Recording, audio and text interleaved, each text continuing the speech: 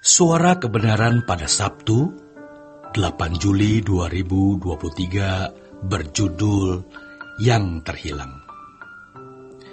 Saudaraku, ciri atau standar dari orang yang terhilang bukan hanya tidak ke gereja atau hidup dalam perbuatan-perbuatan yang melanggar moral.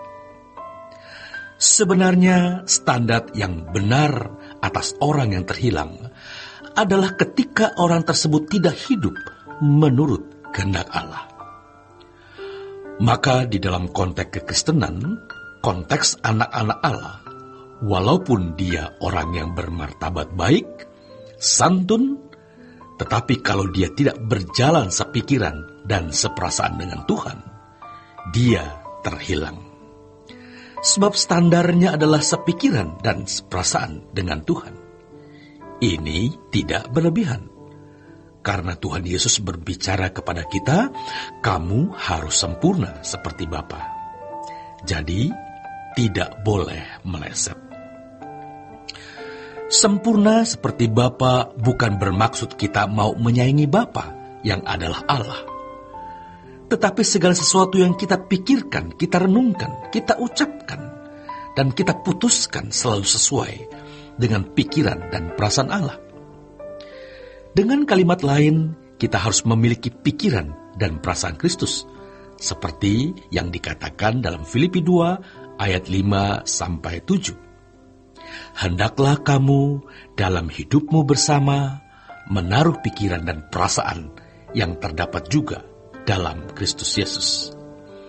Sedangkan ciri orang yang tidak terhilang adalah dia tahu kemana dia pulang dan merindukan rumah.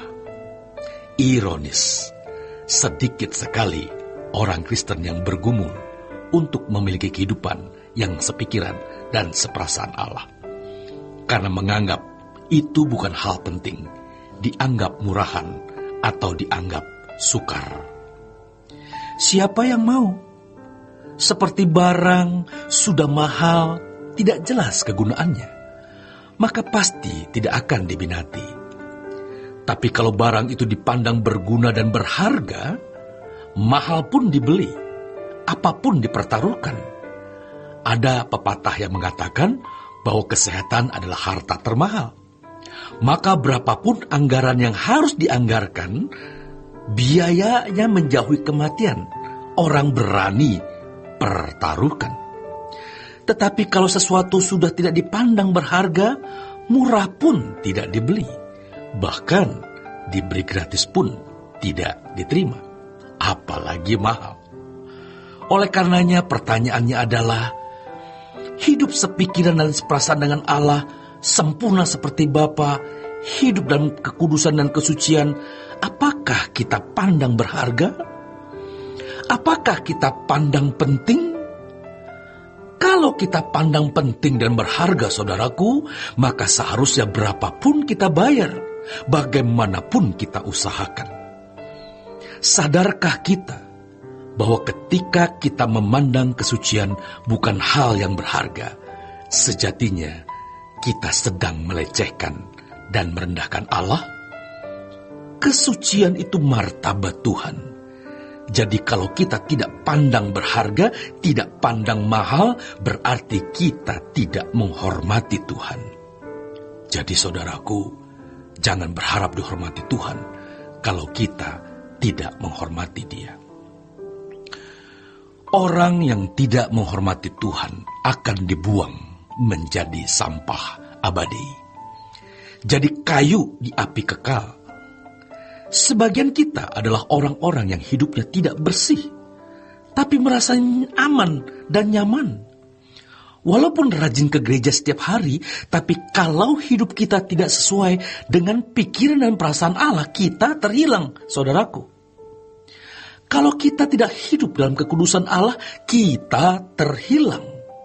Dan kita bukan orang terhormat. Kalau sekarang masih dipandang terhormat karena masih ada kesempatan bagi kita untuk jadi terhormat.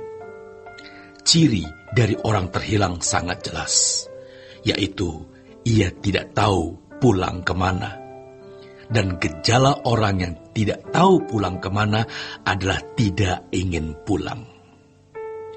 Bandingkan dengan Paulus yang mengatakan, mati adalah keuntungan.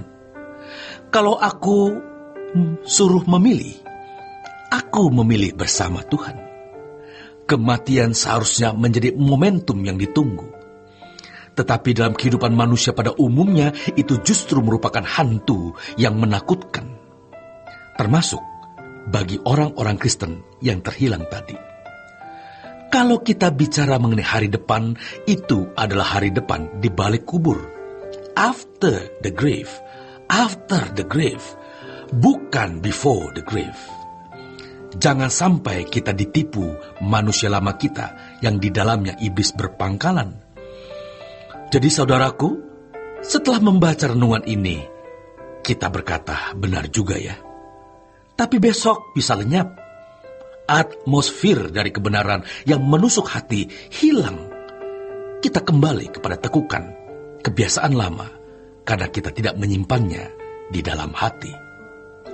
Jadi kalau Tuhan berkata, pikirkan perkara yang di atas, itu maksudnya di kekekalan, bukan yang ada di bumi. Karena dari kecil memang atmosfer suasana dunia dan kondisinya. Manusia hanya dibawa kepada atmosfer berpikir dunia ini, sehingga tidak pernah bisa melintas batas. Ingatlah saudaraku, dunia kita ini suatu hari akan menjadi lautan api. Kita tidak tahu sampai kapan rentang waktu yang tersisa. Peta hari esok kita ditentukan oleh apa yang kita lakukan hari ini. Setan menipu dengan mengatakan, itu kan nanti. Kita masih di bumi, realistislah. Justru yang realistis itu proyeksinya di kekekalan. Kalau proyeksi kita hanya dunia hari ini, kita tidak realistis. Pada waktu kita mati, kita tidak membawa apa-apa. Dan kita menghadapi kekekalan. Pikirkanlah itu, saudaraku. Selamat berjuang. Tuhan Yesus memberkati.